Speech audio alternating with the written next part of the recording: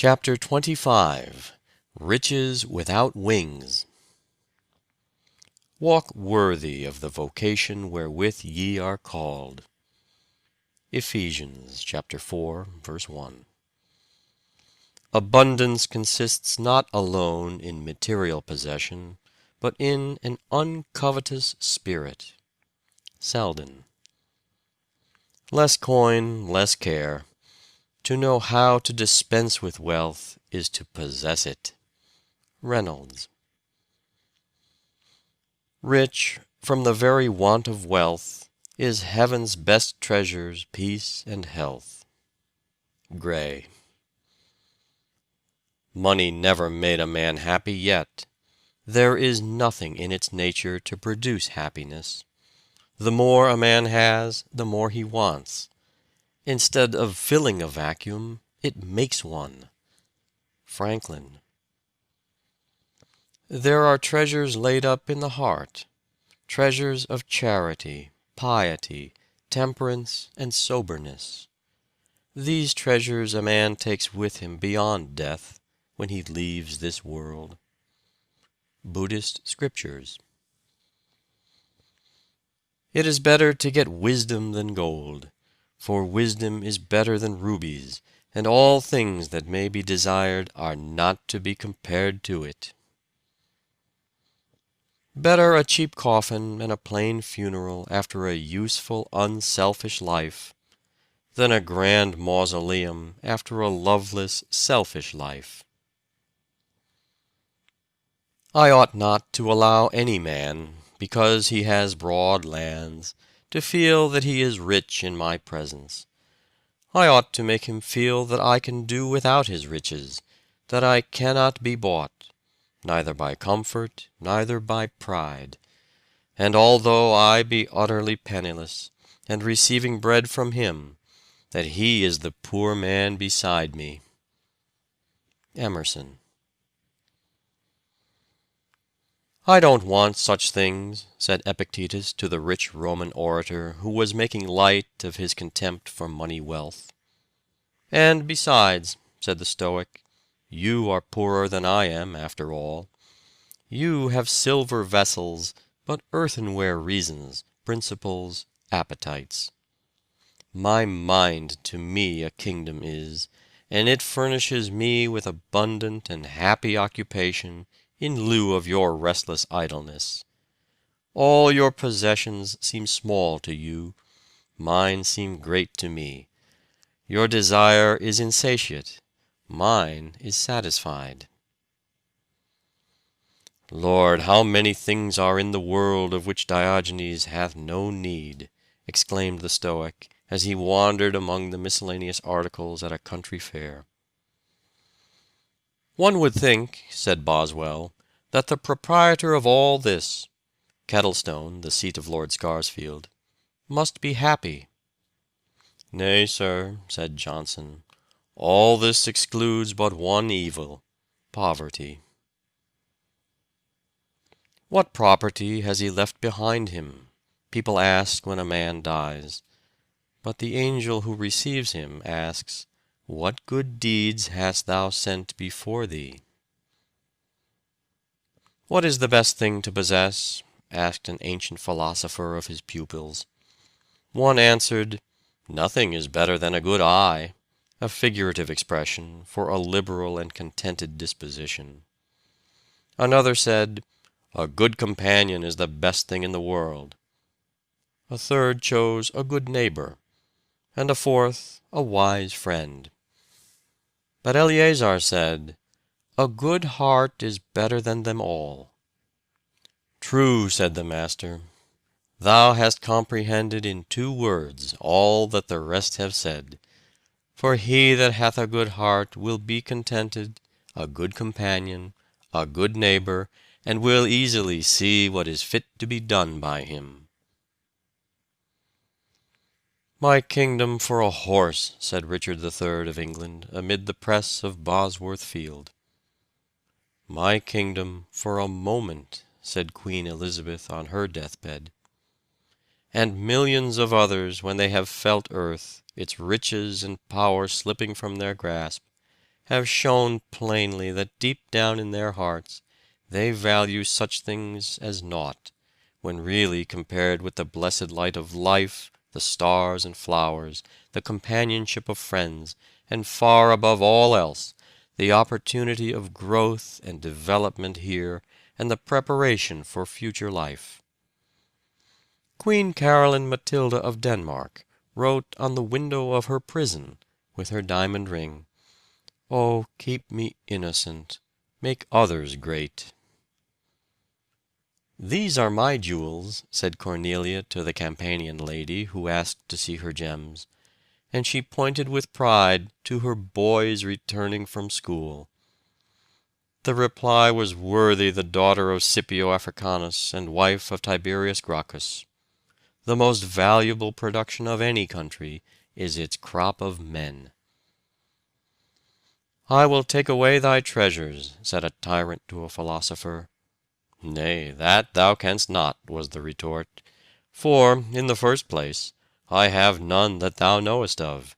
My treasure is in heaven, and my heart is there." Some people are born happy.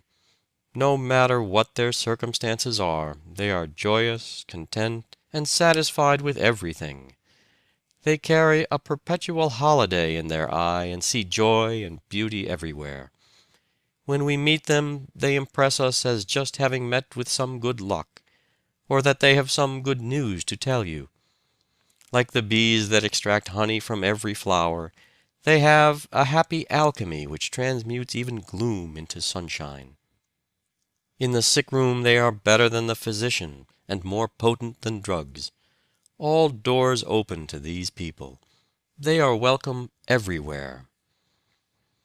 We make our own worlds, and people them, while memory, the scribe, faithfully registers the account of each as we pass the milestones dotting the way.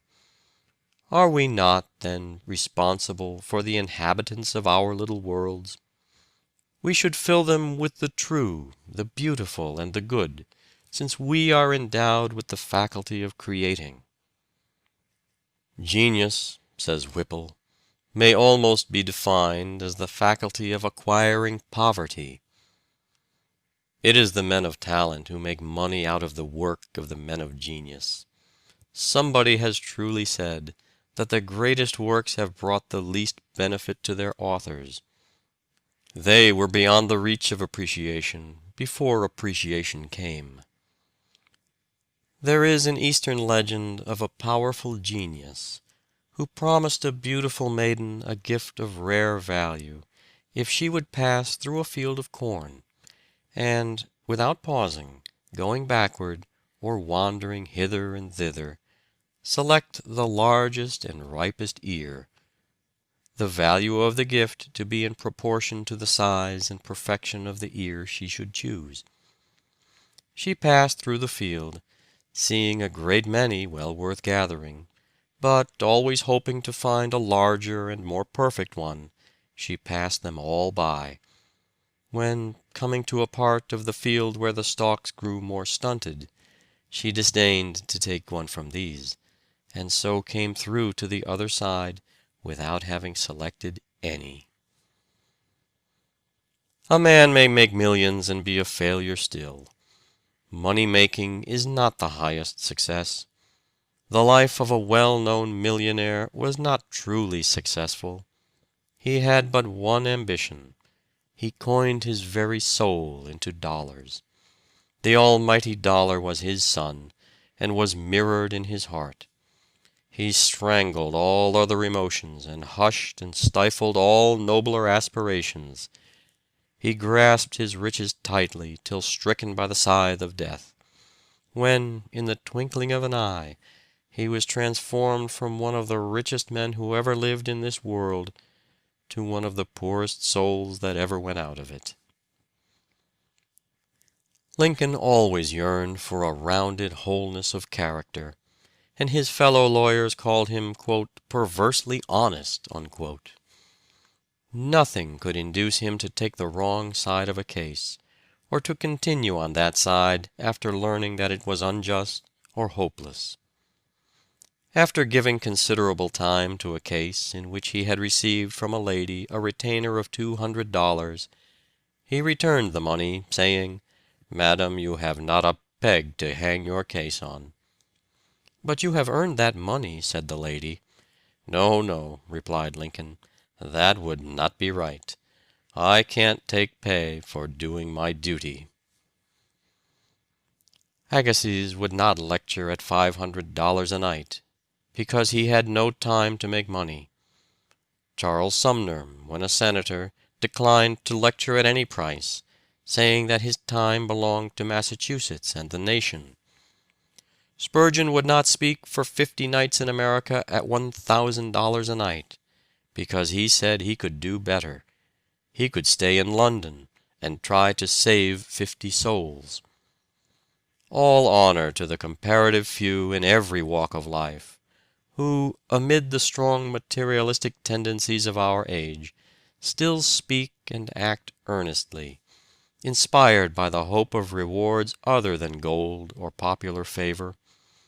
These are our truly great men and women. They labor in their ordinary vocations with no less zeal because they give time and thought to higher things. King Midas, in the ancient myth, asked that everything he touched might be turned to gold, for then he thought he would be perfectly happy. His request was granted, but when his clothes, his food, his drink, the flowers he plucked, and even his little daughter whom he kissed, were all changed into yellow metal, he begged that the golden touch might be taken from him. He had learned that many other things are intrinsically far more valuable than all the gold that was ever dug from the earth. The beggarly Homer, who strolled God knows when, in the infancy and barbarism of the world, was richer far than Croesus, and added more wealth to the world than the Rothschilds, the Vanderbilts, and Goulds. An Arab who fortunately escaped death after losing his way in the desert, without provisions, tells of his feelings when he found a bag full of pearls, just as he was about to abandon all hope. "I shall never forget," said he, "the relish and delight that I felt on supposing it to be dried wheat, nor the bitterness and despair I suffered on discovering that the bag contained pearls." It is an interesting fact in this money-getting era that a poor author, or a seedy artist, or a college president with frayed coat sleeves, has more standing in society and has more paragraphs written about him in the papers than many a millionaire. This is due, perhaps, to the malign influence of money-getting and to the benign effect of purely intellectual pursuits. As a rule, every great success in the money world means the failure and misery of hundreds of antagonists. Every success in the world of intellect and character is an aid and profit to society. Character is a mark cut upon something, and this indelible mark determines the only true value of all people and all their work. Dr. Hunter said, "No man was ever a great man who wanted to be one." Artists cannot help putting themselves and their own characters into their works. The vulgar artist cannot paint a virtuous picture. The gross, the bizarre, the sensitive, the delicate, all come out on the canvas and tell the story of his life. Who would not choose to be a millionaire of deeds with a Lincoln, a Grant, a Florence Nightingale, a Childs? A millionaire of ideas with Emerson, with Lowell, with Shakespeare, with Wordsworth. A millionaire of statesmanship with a Gladstone, a Bright, a Sumner, a Washington. Some men are rich in health, a constant cheerfulness, in a mercurial temperament which floats them over troubles and trials enough to sink a shipload of ordinary men. Others are rich in disposition, family, and friends. There are some men so amiable that everybody loves them, some so cheerful that they carry an atmosphere of jollity about them. Some are rich in integrity and character. "Who is the richest of men?" asked Socrates. "He who is content with the least, for contentment is nature's riches." "Do you know, sir," said a devotee of Mammon to John Bright, "that I am worth 1,000,000 sterling?" "Yes," said the irritated but calm-spirited respondent, "I do, and I know that it is all you are worth." A bankrupt merchant, returning home one night, said to his noble wife, "My dear, I am ruined.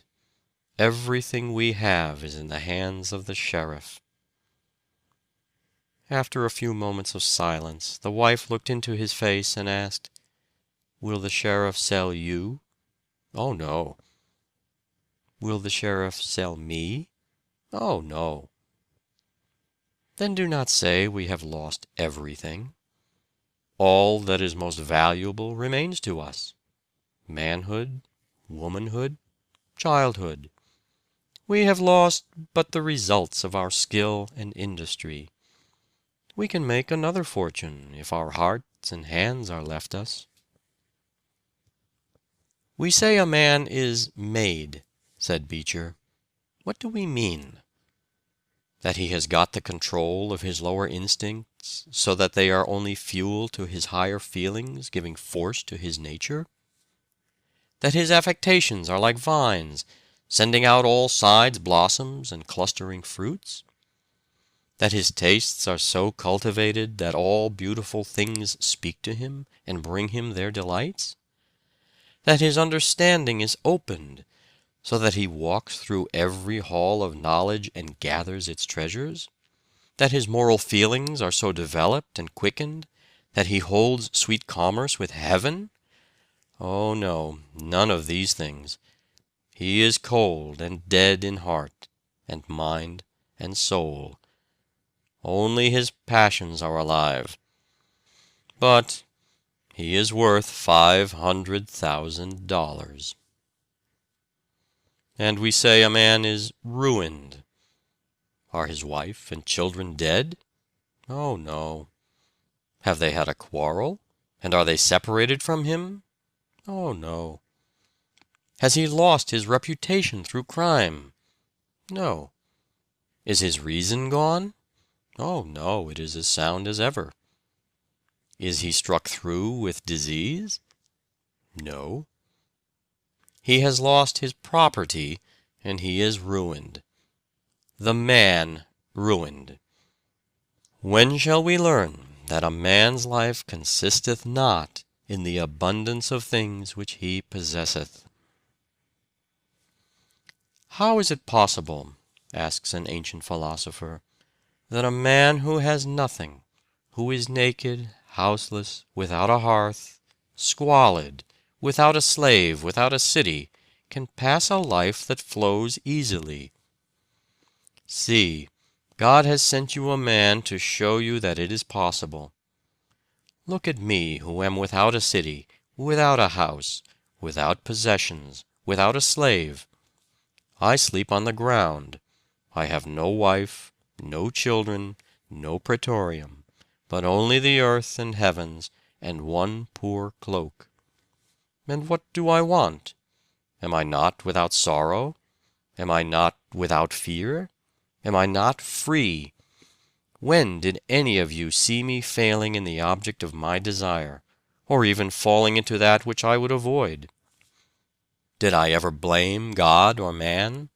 Did I ever accuse any man? Did any of you ever see me with a sorrowful countenance?" "You are a plebeian," said a patrician to Cicero. "I am a plebeian," replied the great Roman orator. "The nobility of my family begins with me. That of yours will end with you." No man deserves to be crowned with honor whose life is a failure. And he who lives only to eat and drink and accumulate money is surely not successful. The world is no better for his living in it. He never wiped a tear from a sad face, never kindled a fire upon a frozen hearth. There is no flesh in his heart. He worships no god but gold. Why should I scramble and struggle to get possession of a little portion of this earth? This is my world now. Why should I envy others its mere legal possession?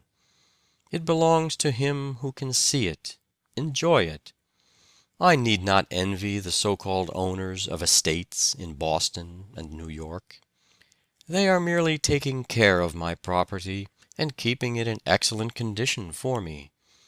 For a few pennies for railroad fare whenever I wish, I can see and possess the best of it all.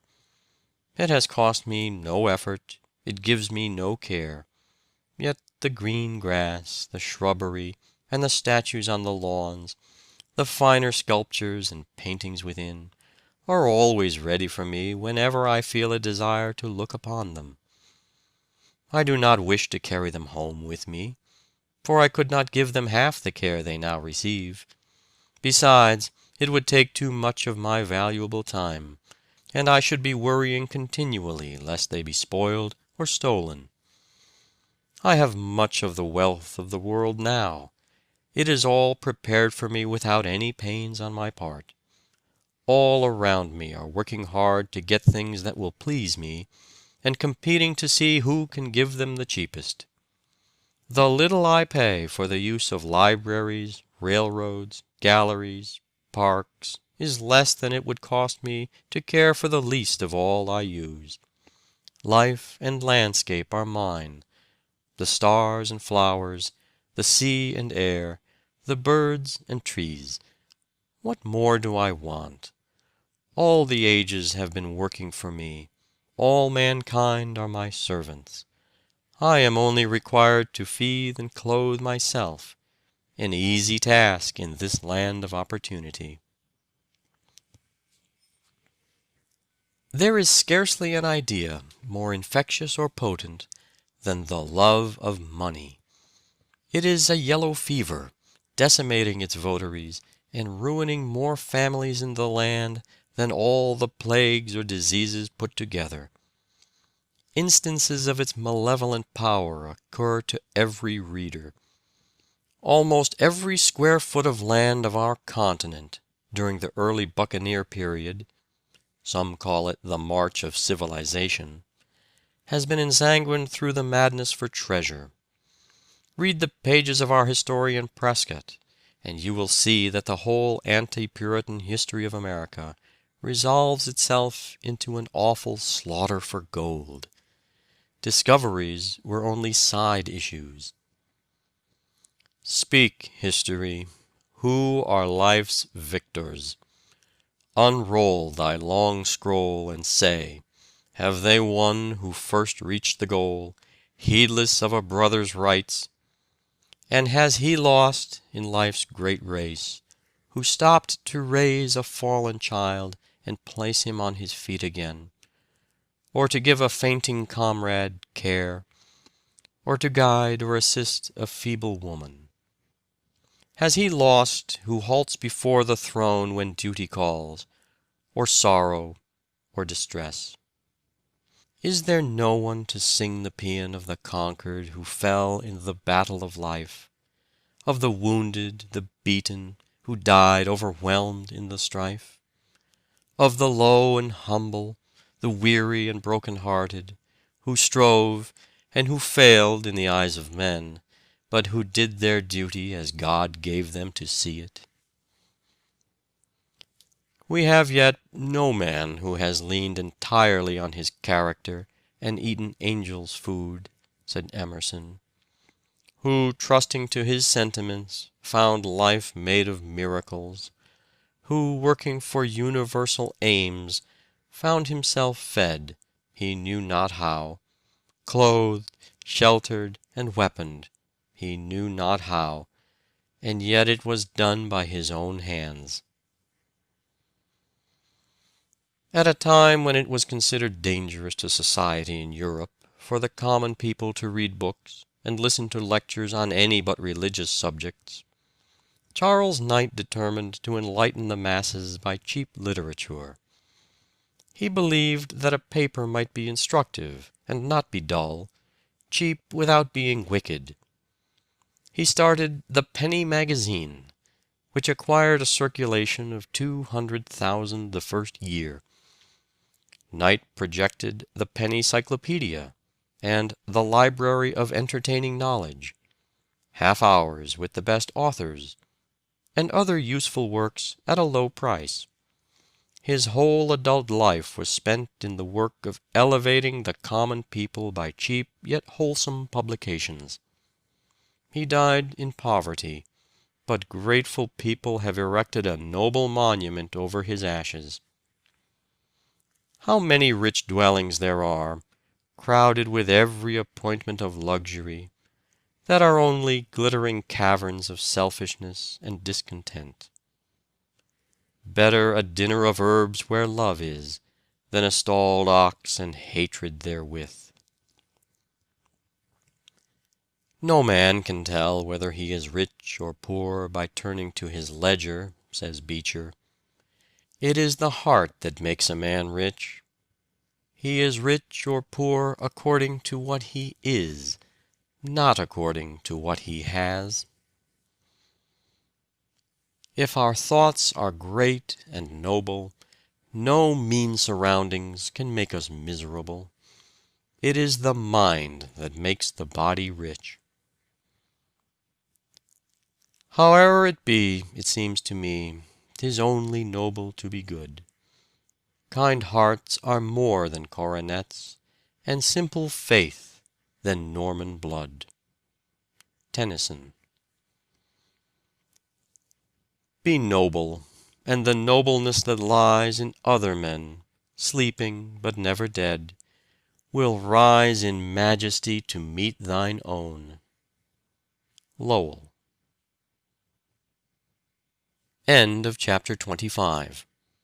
Recording by David Martin. End of How to Succeed, or Stepping Stones to Fame and Fortune, by Orison Swett Marden.